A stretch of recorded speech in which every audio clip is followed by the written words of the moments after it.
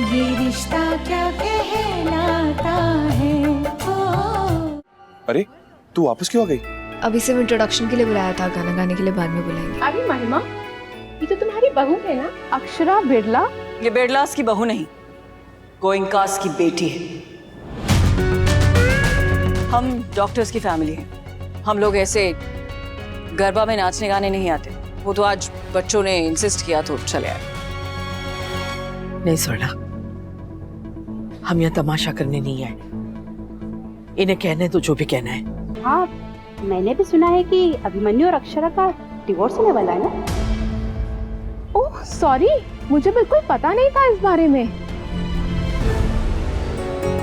अरे अभिमन्यु, सुना मैंने तुम डिवोर्स ले रहे हो।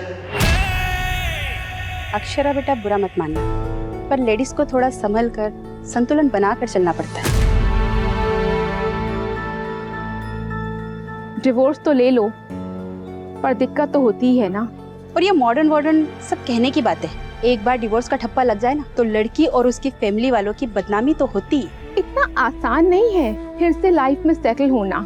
पहाड़ चढ़ने जैसा है, और चढ़ना तो छोड़ो, हर वक्त लुढ़कने का डर लगा रहता है। मैम, डिवोर्स कोई खुशी से नहीं करता है। दो लोग जिनका रिश्ता टूट रहा है, उन्हें ही पता है उन पर क्या बीतती है। पर ऐसा भी नहीं कहना चाहिए कि डिवोर्स लेना कोई लाइलाज बीमारी है, कि ले लिया तो लाइफ ही खत्म हो जाएगी। बहुत लोग समझदारी से भी ये डिसीजन लेते हैं कि अगर वो अपने रिश्ते में खुश नहीं है तो दो जिंदगियां बर्बाद करने से बेहतर है कि वो अपनी जिंदगी को एक पॉजिटिव डायरेक्शन में लेकर जाए। खैर, आप मुझसे बड़ी हैं, आप समझदार है, काफी एक्सपीरियंस है आपको। मुझे जो लगता है वो मैं कह रही हूँ। और वैसे भी डिवोर्स तो दो लोग के बीच की बात होती है ना, उनके बीच में ही रहनी चाहिए। अंकल, डिवोर्स ना दो लोगों के बीच होता है। जितना आसान और मुश्किल लड़कियों के लिए होता है, उतना ही लड़कों के लिए भी। जिससे उसका सब कुछ छीन जाए, उसे उसका दर्द नहीं छीनना चाहिए। क्योंकि किसी को याद रहे ना रहे, हमें तो याद रहता है ना। जब दो लोग एक साथ एक ही चीज फेस कर रहे हैं तो रूल्स कैसे बदल सकते हैं? और डिवोर्स लड़कों का ना शौक है, ना ही लड़कियों की मजबूरी। लाइफ है, बहुत सारी चीजें होती हैं, डिवोर्स भी होता है। लेकिन किसी के डिवोर्स को चाय पे चर्चा का टॉपिक बनाना बंद करिए। Global warming, food shortage, fuel shortage, forest खत्म हो रहे हैं, नदियां लुप्त हो रही हैं, बहुत सारे टॉपिक है। मैं लिस्ट बना के दे दूंगा आप लोगों को, उस पर चर्चा करिए।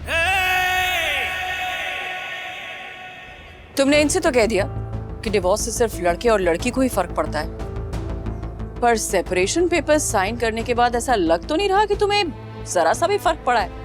मतलब तुम तो यहाँ आ गई सेलिब्रेट करने, गाना गाने। हाँ, जिस इंसान को हमारी फैमिली बर्बाद करने के बाद जरा सा भी दुख नहीं है, कोई फीलिंग नहीं है, वो इंसान हमारी फैमिली का हिस्सा बनने के लायक ही नहीं है।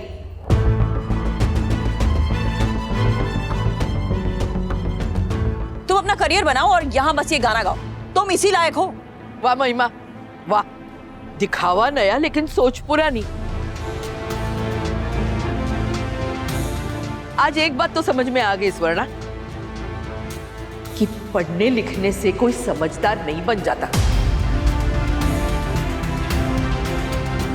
आज तुम यहाँ अपने पूरे परिवार के साथ इस गरबा फंक्शन में आई हो, लेकिन जो लोग यहाँ गाना गाकर सबका एंटरटेनमेंट करने वाले हैं, उन्हीं को इतनी हीन दृष्टि से देख रही हो।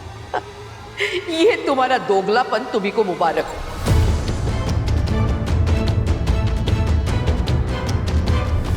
बाकी तुम्हारी सोच कितनी सीमित है इसका अंदाजा तो हो गया हमें। एक लड़की जो अपनी पूरी हिम्मत समेटकर अपने करियर के लिए कुछ कर रही है, तो तुमने मान लिया उसे अपना रिश्ता टूटने का कोई अफसोस ही नहीं है। किसी को दुख हो रहा है ये कैसे मानोगी तुम, जब वो अपने आप को कोप भवन में बंद करके आंसू बहाए, सिर्फ तब। और इस हिसाब से अभिमन्यु को भी इस रिश्ते से कोई फर्क नहीं पड़ा है, बिकॉज आई एम श्योर कि वो भी हॉस्पिटल में जाके अपना काम कर ही रहा है। आप अपनी हद में रह के बात कीजिए। किसी की क्या हद है, अब ये भी आप ही तय करेंगी। ये आपको सही लगता है? दूसरों को हद में रहने के लिए कहकर कभी कभी लोग गुस्से में खुद अपनी ही हद भूल जाते हैं। सीधे सीधे नाम लेकर अगर बात नहीं कर सकती तो फिर तुम बात। रहने दीजिए प्लीज, हम यहाँ बहस करने नहीं आए हैं। Let it be. अक्षु, तुम भी चलो यहाँ से, इन्हें अपना राग आलापने दो। तुम्हें तो जाके गाना गाना है ना। हाँ चल चल आ जा अक्षु।